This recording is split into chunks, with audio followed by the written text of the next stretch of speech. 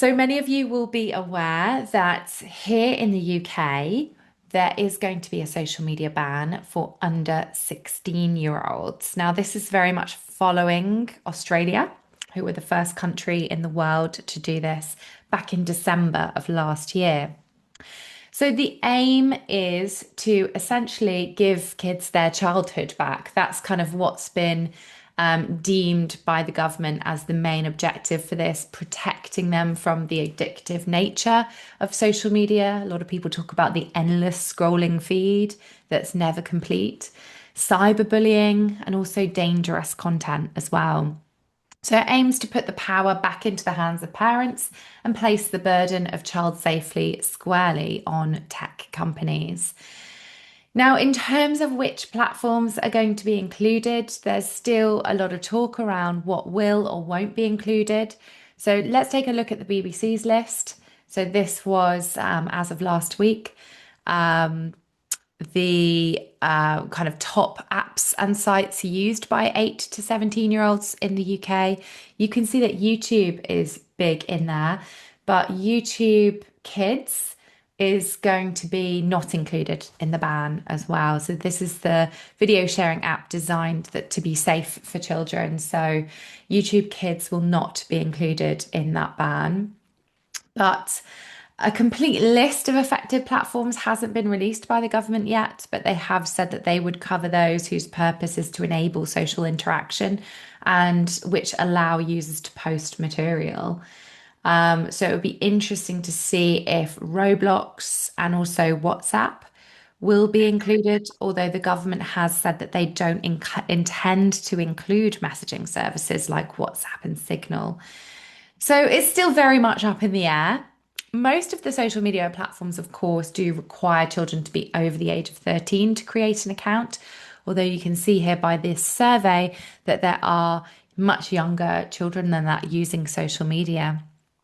So there's been a lot of debate over whether this is the right thing to do or not, particularly given that apparently so far in Australia, it's been very, very hard to restrict and to enforce. A lot of people, a lot of young people are, going around the blockades, accessing the internet and accessing social media via other means. So it doesn't necessarily look like it might work well with the current under 16-year-olds or kind of 13 to 16-year-olds, I should say. But as with anything else, look at smoking, for example, and how that has been kind of petered out of society, kind of generation by generation.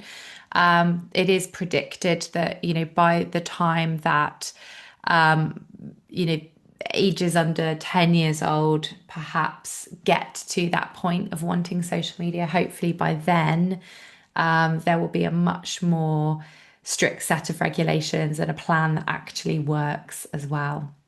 So we will see. The government plans to bring the decisive action to Parliament by the end of the year before Christmas, and the first set of regulations and the full ban are expected to come into effect in spring 2027. So, what does this mean for marketers?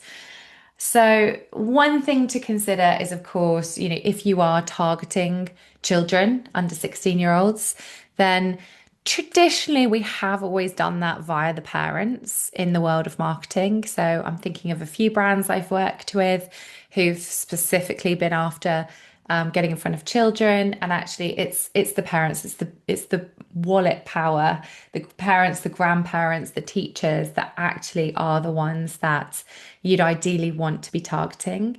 We're not allowed to target teenagers using social ads anyway.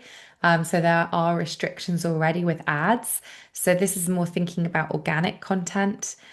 I also think that it is, a really good opportunity for all of us, no matter how old, to perhaps kind of audit and check in with our approach to how we use social media. And I like to think that this is the beginning of some really important conversations around the addictive nature of social media. There was talk about potentially platforms redesigning themselves for children, so not having that endless scrolling Reels feed or TikTok feed.